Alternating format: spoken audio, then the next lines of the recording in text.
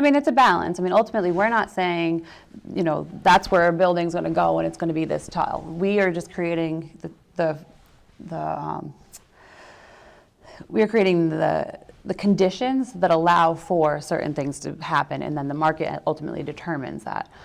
But again, on the other side of it, for those who are concerned about things like traffic, at that point, when we are having projects that come before the planning board, for example, traffic is something that they have to address. That's something that would be reviewed by the board, and if there is a concern, then it has to be addressed. It has to be adding a traffic light, or there has to be adding, different ways to change the road up for safety.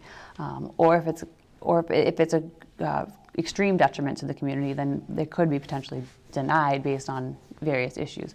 But ultimately, that's part of that review process by the planning board, is saying, identifying first through the master plan process, where does the community want these things to go?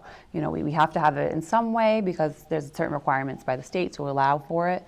But also, once we have, we go through that process of saying where is it most appropriate, and then on the back end of it, then we put our regulations in place. There's that next review, the local review, and that's where we look at the specific projects and through the planning board or the zoning board and those different processes to say, is this appropriate? What elements need to be mitigated from that project to make it fit our community?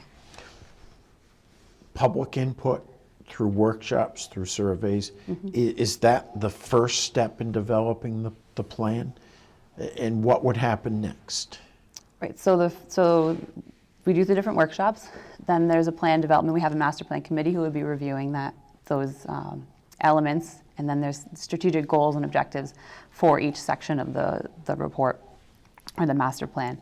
And those would be set through this process, through these different workshops, but also then obviously the master plan committee. Ultimately, the master plan goes before the planning board for a vote, and the planning board will vote to adopt it, and then it will go to town council and they will vote to adopt the plan as presented.